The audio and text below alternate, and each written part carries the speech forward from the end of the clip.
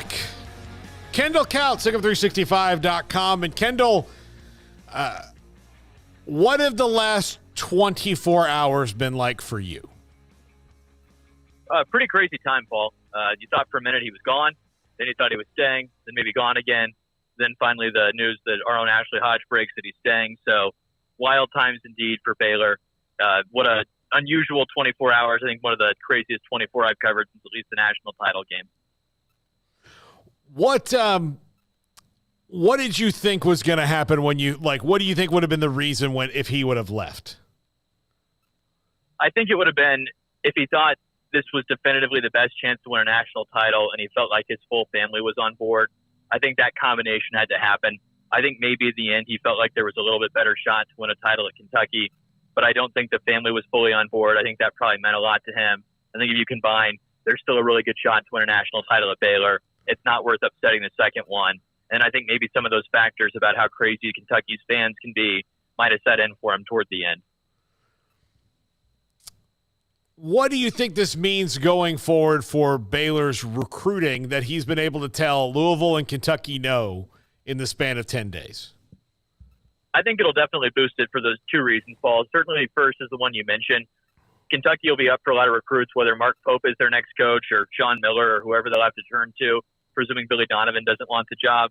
And I think it also helps them beyond just being able to say, hey, I was given the opportunity to go to Kentucky. I looked at all the resources. I know how great it is. And I chose to stay here. I think will help with landing that one-and-done talent.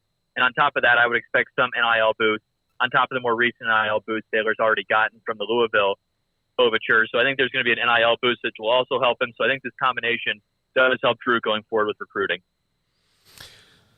So the Kentucky bubble is a lot the Kentucky world's a lot bigger, but the bubble is a little bit smaller.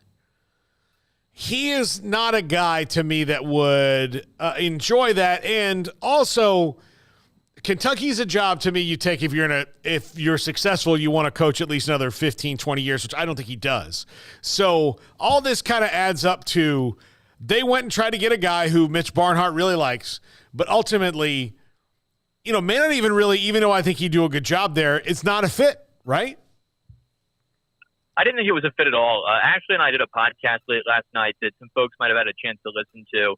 And to expound upon some things I had mentioned, Paul, I didn't see a fit there at all. And why I didn't see a fit is that, Scott is relentlessly positive. When things aren't going well, he wants to be able to tell you, hey, here's A, B, and C that's going to go well for us in the future. Or here's the things that we've done well that make me think we're going to be good going forward. Kentucky would just be a miserable slog for a lot of this. You'd be on ESPN talking about, why aren't you doing this, this, and this? If you land all the one-and-dones and have the same results as Cal, they'd say, well, Cal at least won a title doing this. If you don't land the one-and-dones, they'd say, why can't we recruit anymore at Kentucky? What are we doing hiring you if you can't recruit? It really is a no-win situation unless you make the Final Four. Then if you make enough Final Fours, it's why haven't you done what Danny Hurley does? So I think the expectations at Kentucky obviously should be high, like they would be at Alabama for football. But I think they've gotten a little bit out of whack where John Calipari, being a 2 and a 3 seed, because he faces an upset where St. Peter's goes nuclear and one guy from Oakland goes crazy, would really spell that nobody is long for Kentucky. They don't have the kind of brand loyalty that even a Kansas has toward Bill Self when he was having some early tournament exits, or that North Carolina would have for Roy Williams when he didn't make the NCAA tournament. That is the most toxic fan base at some level, where if you don't win to the level they demand immediately, you're gone. And even if you win, you're not ever going to be Adolph Rupp. So I just think that's a job that unless you're 40 years old, you plan to be there for 30 years, and that's your dream job. I don't like that job for most people. For me, after having kind of explored all this, where would you want to be hired? I don't think that's a job I'd want as much as I'd want to be the coach at KU or, frankly, even UCLA. Kansas and Kentucky are an interesting story, and you know this because you live up there and you're about to marry one of them, a situation you and I are familiar with uniquely. Kansas fans they don't complain about Bill Self the way Kentucky fans complain about John Calipari, and they went between 2008 and 2022 between winning a title. It was always, there was more trust in there that eventually he'll get the right guys. It was never like, this is so tired and dumb and all this other stuff. It was never that way with Bill Self, but it was that way with Kentucky fans. And I think that's the stark difference between the two, even though the fan bases are similarly huge and know basketball a lot better than a lot of fan bases. I think completely. Bill Self doesn't make any Final Fours between 2013 and 2018 until he gets on that good run with the Malik Monk team, and KU fans still like him. North Carolina, Roy Williams misses the tournament, but they remember, hey, in year 2 he won us a national title. I mean, Calipari went to the Final Four in 2011, 2012, 2014, 2015, won a national title, and in 2020 had a really good team. The Malik Monk team was excellent that he had as well, and it just didn't matter because all they would think about was, well, why did we lose to North Carolina in a close Elite Eight game, or Luke May makes a shot? Or if Bam Adebayo was so good, why couldn't we win these games? Or if Oscar Tshiebwe was the player of the year, why do we lose those? Like, these are fair criticisms to some degree that maybe Cal should get a little bit more out of what can happen at Kentucky. But, you know, if you didn't have the next guy lined up, it's kind of weird that you would run Cal off like they did. And I think he was very open to changing his recruiting just a little bit. But I think that really speaks to it's just such a nasty place because their fans are all in on basketball and they think they should be the best team every season. And they just don't accept anything less than titles. And I was at the KU Kentucky Champions Classic this year.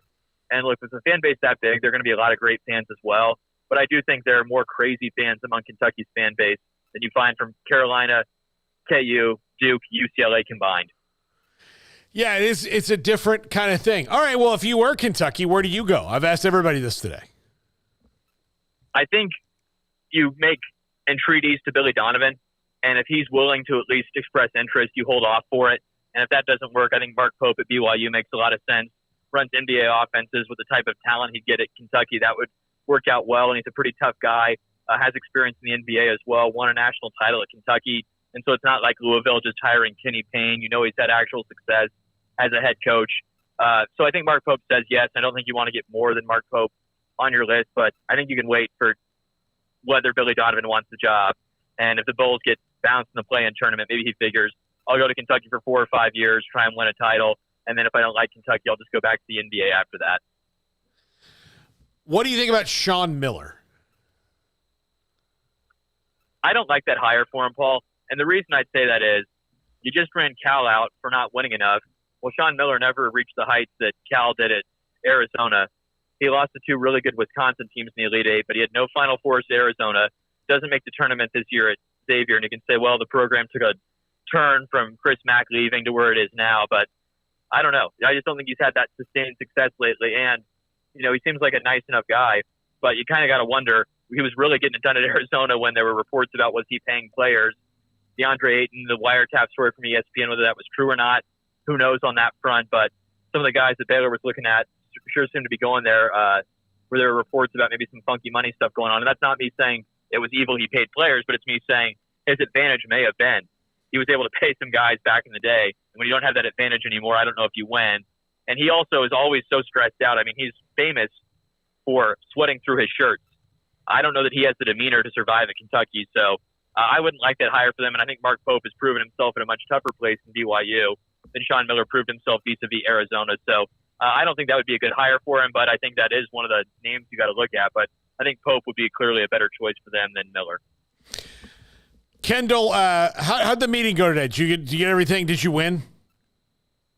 It was a good meeting. It was just drove down to Wichita, spoke at a conference for some probation officers with a buddy of mine, and now we're driving back from Wichita. I'm not the driver right now.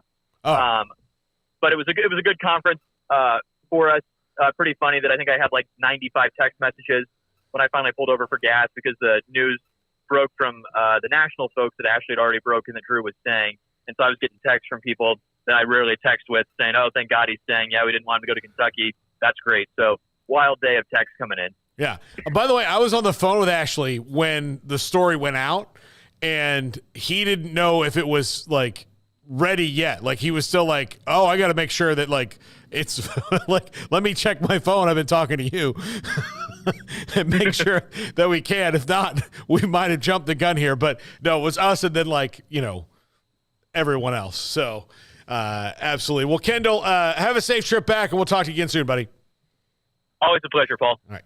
That's Kendall Kaut, Sic'Em365.com. And